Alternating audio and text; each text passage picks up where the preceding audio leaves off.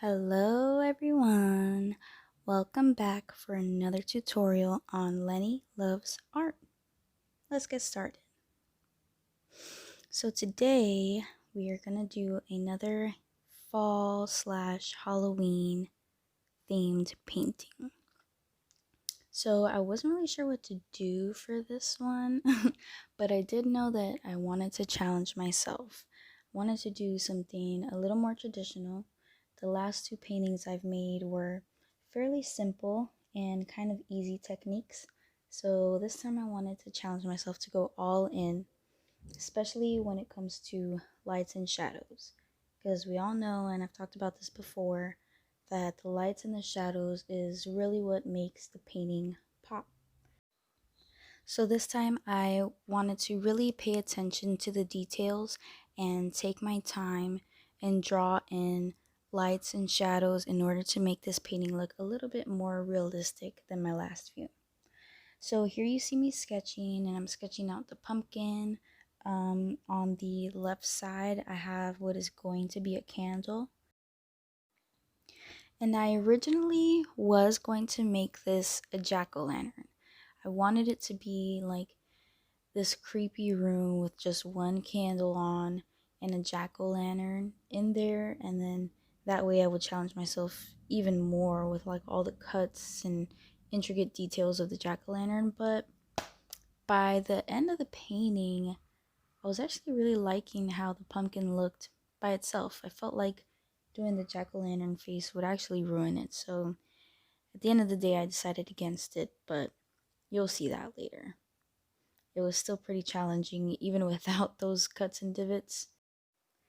And I was also trying to get this painting finished by Friday because Saturday is Halloween and this has to come out before Halloween, of course. So it was a really big challenge, but I'm really proud of myself for actually finishing this painting. I actually did this, let's see, it took me about 3 or 4 days to do this. But of course I have work and sleep and everything, so I think it took me in total, dang, it was probably about 9 hours in total process because, for as this you're going to see in painting. this next But step, it was over the didn't span even of matter because 4 once I days. put my background layer But I on, didn't realize I couldn't see it anyway. It was So exhausting though. oh I well, will say it was cute, exhausting. But here I'm mixing that But yeah, dark green slash bluish color that you've seen me use before, and I'm mixing it with a little bit of red to darken it up a bit. I know you can see that big splotch of ugly green, brown, gray. I don't even know what color that is. I was trying to mix this green like just from my regular light green that I have and trying to darken it up. But I don't know what it is about mixing green, but it is so difficult, and I ended up with that. So I just went ahead and used my dark green color that I already had, mix some red into it. You can see I'm putting some orange into it. I'm just trying to get it into a really cool, like dark forest green, misty type of green that I had imagined in my head. And it worked out. It took a lot of layers to work up to this solid base. So by the time I had the base to where I wanted it, my paper was completely soaking wet, and I had to let it dry. I had no other choice, so I left it for the next day. So now we're here at day number 2, and I'm going to mix an orange for my pumpkin. So that orange that you saw come right out of the tube is way too bright because I'm trying to make this moody and creepy and mysterious. So I'm mixing some purple into this orange to darken it up and make it not bright. And like I said before, because I don't know why I decided to sketch first. Honestly, I was procrastinating because I was really daunted by this painting. I knew that it was going to be really hard. But once I put my background color over it, I couldn't see anything. So at this point, I was just eyeballing where I thought the pumpkin kind of was. I could just barely make out my pencil marks behind this dark green color. So I looked at more or less where it was, and the pumpkin, it's basically like a big oval shape, so I just went for it.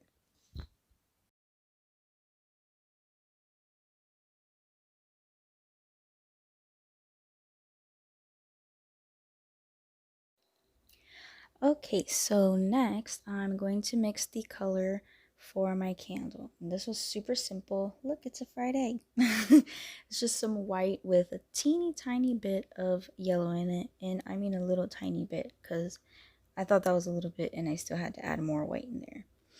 But I didn't want, I mean, a candle is never just completely bright white. So just add some yellow in there and call it a day.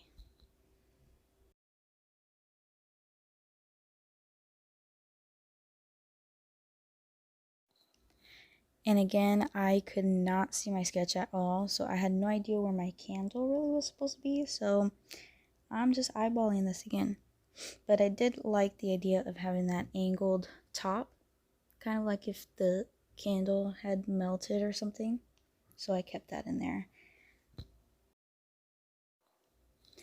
Alright, so now I'm trying to mix a green color for what's going to be the stem of the pumpkin. And I did want a like dark and moody color. So I started with that really dark blue green that I had, and I was gonna try and lighten it up, I guess. But then I realized I can just make my own green because blue and yellow makes green.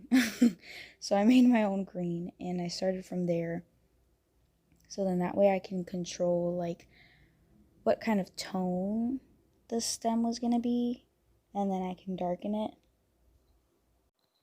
But like I said, for whatever reason, green is really hard to mix. But I think that by making my own green, it helped a lot because I just had more control over how much blue and how much yellow I can put in there. And so I added some red and purple to get the type of tone that I wanted, and it ended up working out, thankfully.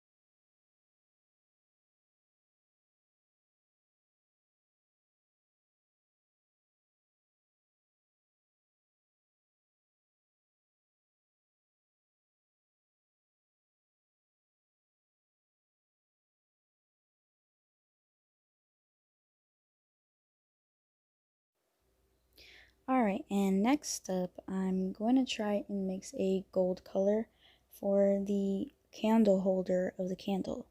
I had to go to Google for this because I had no idea where to start trying to mix a gold color. So, according to Google, first you make brown by mixing blue, yellow, and red. That's what I did there. I added some white because I didn't like the how dark that gray came out.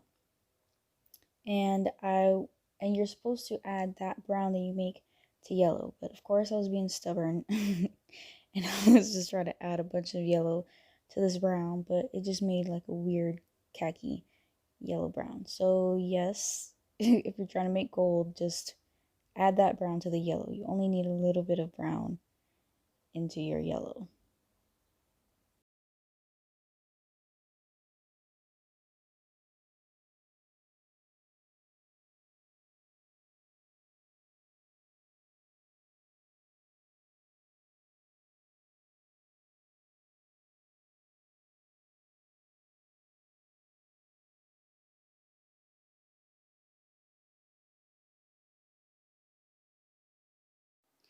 Okay, so we're gonna let that dry and we're gonna move back to the pumpkin.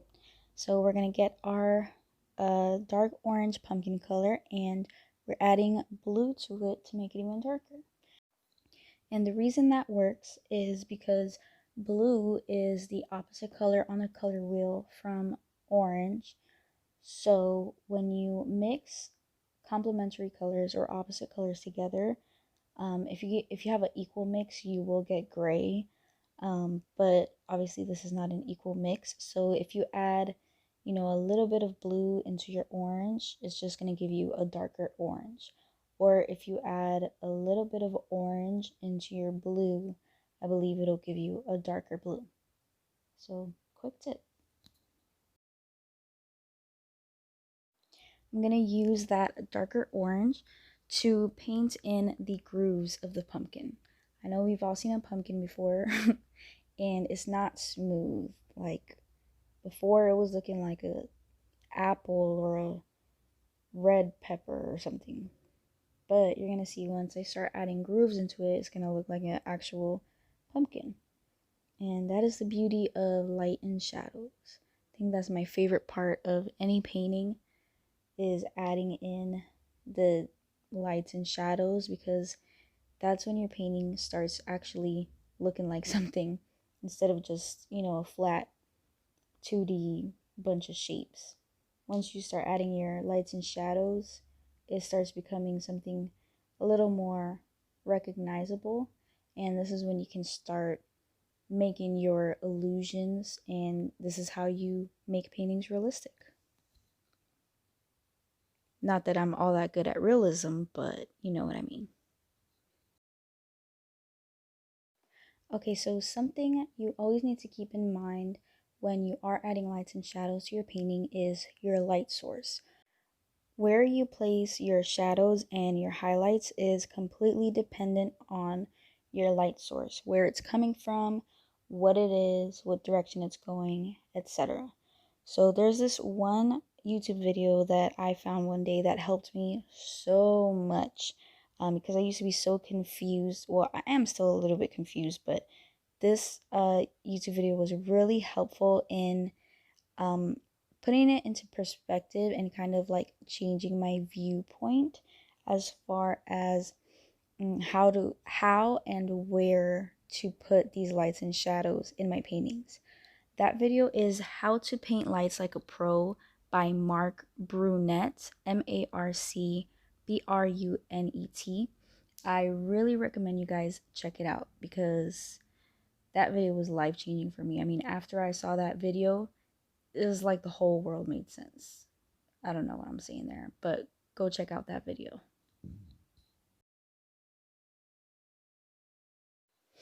Okay, it is day number 3, which means that all of my paint is dried up, which means that I have to mix everything all over again. Yay!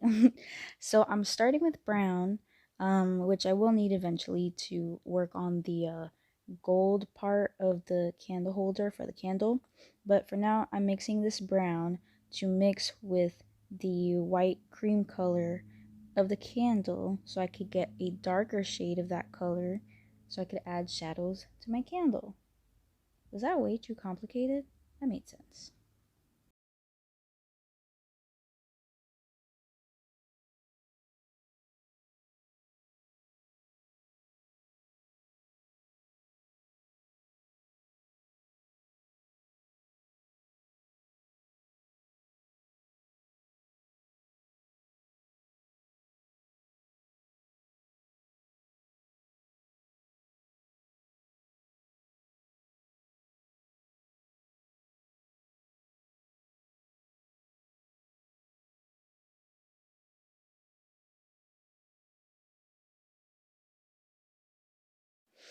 Okay, and again, you want to think about where your lights and shadows are going to fall. So the light source in this case is the flame technically on top of the candle.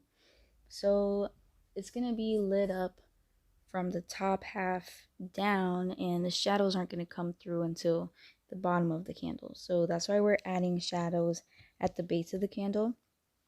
And I want to make it look like the wax is melting off the candle too. So we're adding shadows under where the wax is to make that definition, because the wax is bumpy, right? So we're gonna add shadows under those bumps. I really hope this makes sense. We're adding shadows under those bumps so that your brain knows that those bumps are even there. And like I said, this painting took me many hours to complete, so this is a super long video already, so I cut out a bunch of stuff, but that was just me mixing that gold color again and touching up the candle, and now I'm touching up the gold base of this candle holder. That's it.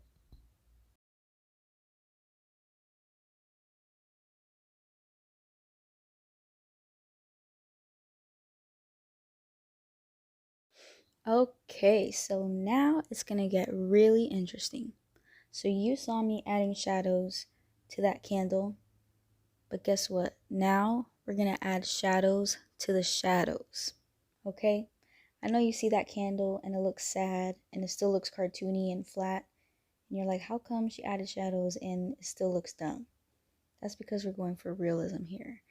And what's better than two shadows? Three shadows.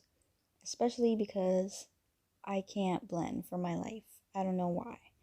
But something about these, maybe it's the quality of the acrylic paints that I have. I don't know what it is. It would have looked better if I could blend more, but still. Look how that second shadow is making that candle wax pop out. I mean, look at that. That looks awesome. And the reason why is because, in real life, shadows are a gradient. It's not just a two-tone, like the object is this color and the shadow is this color. I mean, if you've ever thrown a photo into any kind of Photoshop or photo editing software and you try and pick a color from the pixels, for example, it's like a million colors, because the way that lights and shadows works, it's not just, one color for the shadow and one color for the light. There's a bunch of stuff going on. We don't have time for 50,000 colors.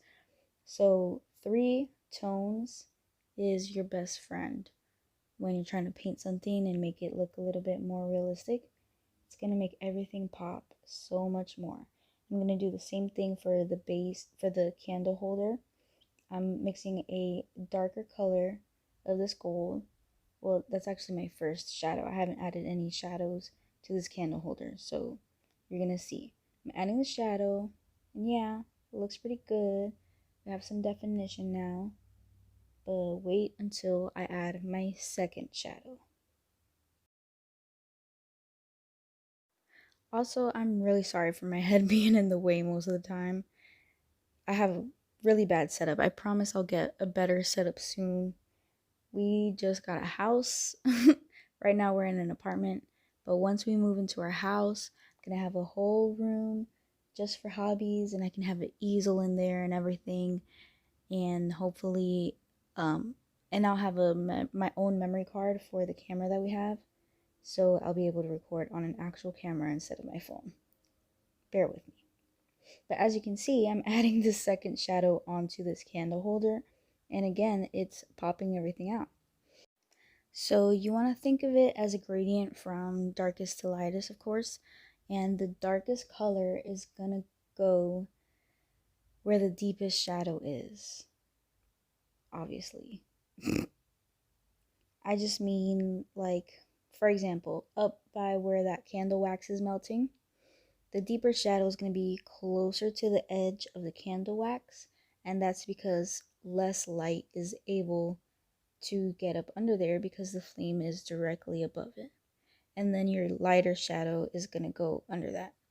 I find it easier to do your lighter shadow first and excuse me, and then go back in with your darker shadow, but you do whatever's easiest for you. Alright, so now that we're done with all of our shadows, it's time to move on to highlights. And if you thought that double shadow trick was good, wait till I start putting some highlights on here. This is really the life of the party. And again, you're going to have to think about your light source. Go and watch that video I told you, how to paint light and shadows like a pro, by Mark Brunette. I'm telling you, it's going to change your whole perspective on lights and shadows. But just to give you a quick summary of what he says in the video, you want to imagine like you are the light source yourself.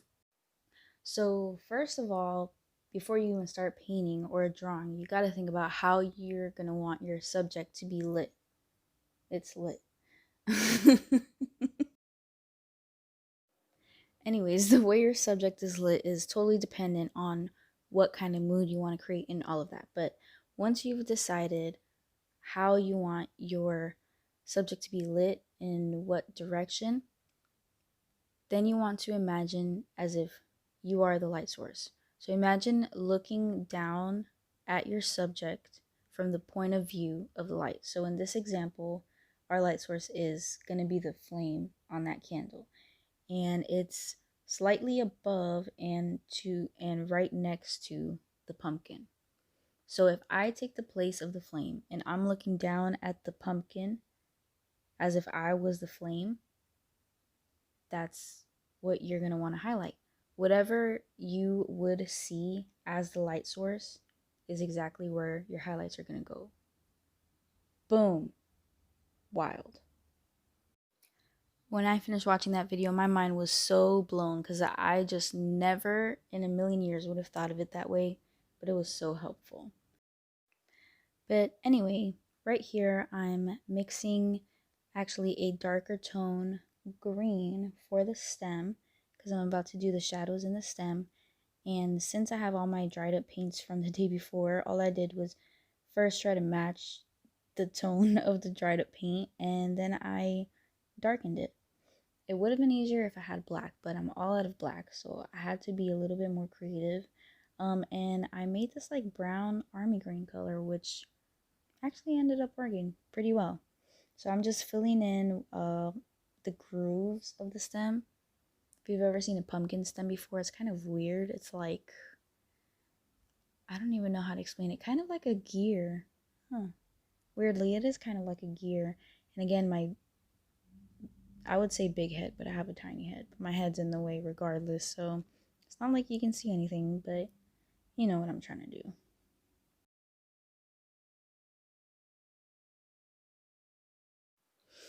And as always, once you're finished with shadows, it's time to do highlights. So I added some of that cream candle color into my shadowy stem color, but it wasn't actually light enough, so we're gonna try again.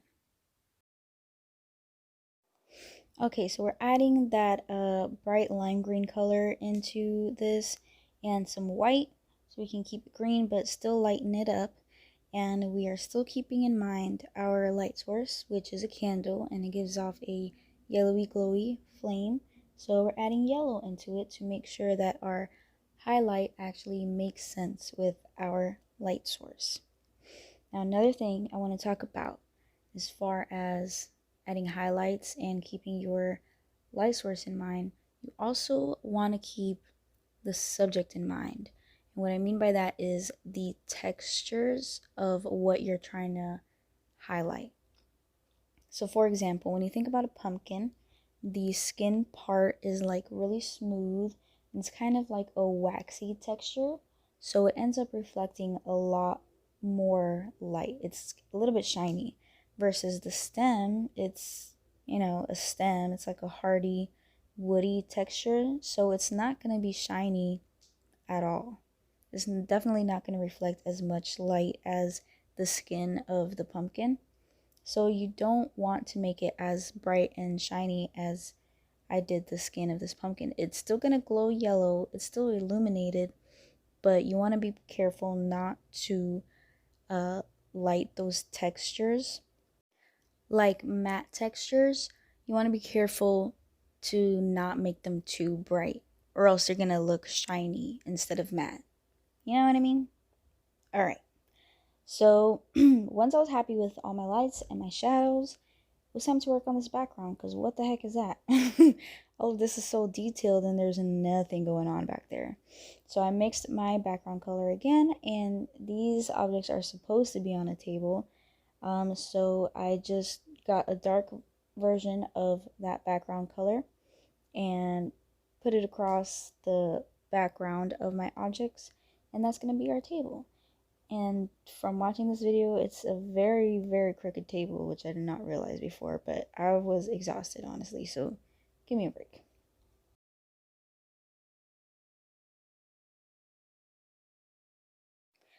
This right here is why I always try and do the background first, is because if you can paint foreground objects after you've done the background, then honestly you won, but sometimes that's just not possible. I mean, these colors, that gold, that white candle, the even the orange of the pumpkin would probably be affected if I had that super dark um table color before I started painting those. So sometimes you just got to deal with it. And if you got to put your background after your foreground, just be careful, pay attention, take your time, line your objects really well, try not to ruin what you did. It's kind of inevitable sometimes, but most of the time you can fix it. So, like the late great Bob Ross says, we don't make mistakes in art. We only make happy accidents. R.I.P. Oh, look, a magic flame appeared. Okay, so now that we're done with the table, it's time to do the background. So, again, I know I keep reading it over and over. Light source. I know, I get it, Elena, but seriously, light source. All right, so how do we make this painting spooky and mysterious like I wanted? Well, that's why I used the candle, because candles are creepy. No, but seriously, if you think about how a single candle lights up a room, I mean, it's a tiny little light source, so there's not much light coming from it, and it creates really deep, dark, long shadows. So you got to think about how far the light from that candle is actually going to reach. And that's why I am adding these shadows behind this pumpkin. I'm not adding the pumpkin shadow, although that would have been cool. But again, like I said, I was on a time crunch. If I had given myself more time, then I probably would have thought of that and added that in. But what I'm trying to do is set the ambiance in the room. Ambiance, so fancy. I'm setting the ambiance in the room.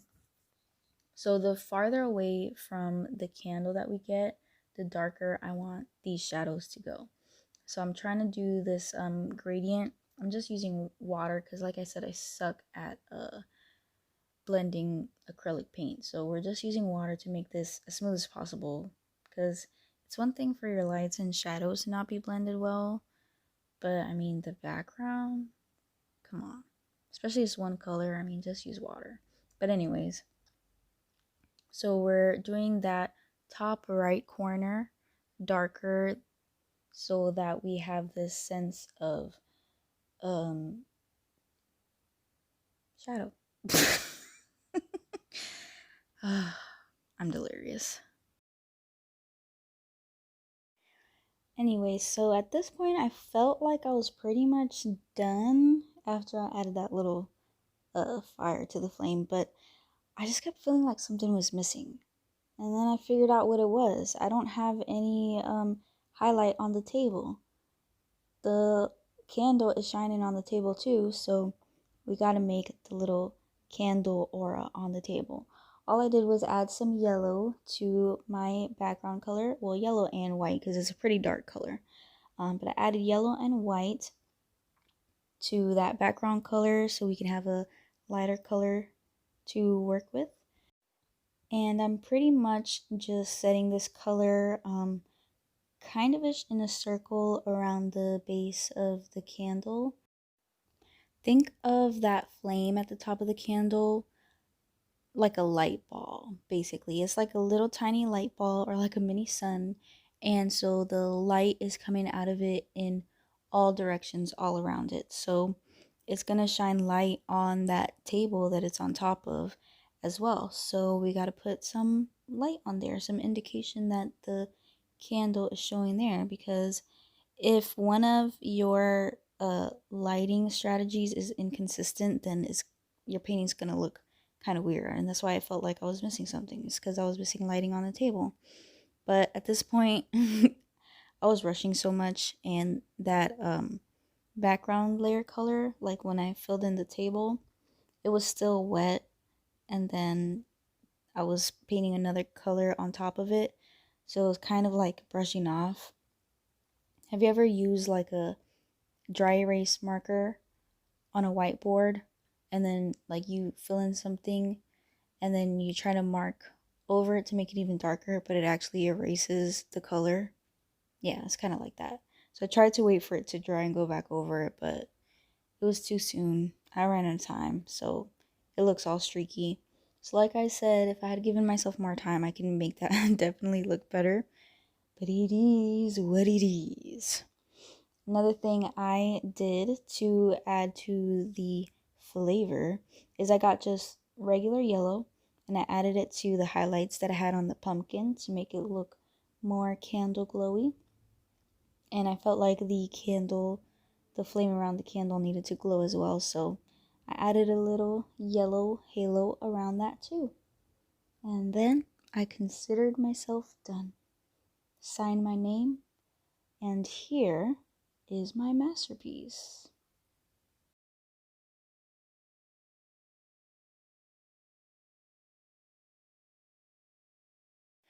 I really hope you guys enjoy this video. I loved this challenge. Like, I'm so happy that I went through with this and I decided to challenge myself. This is what I'm talking about with that double shadow, by the way, on the candle. I know you saw that. That looks great. And we can call that a double highlight too. But anyways, I was really happy that I challenged myself with this. It was really hard. It took a super long time, but it was worth it in the end. So let me know what you guys think in the comments. Thank you for joining me again for another tutorial.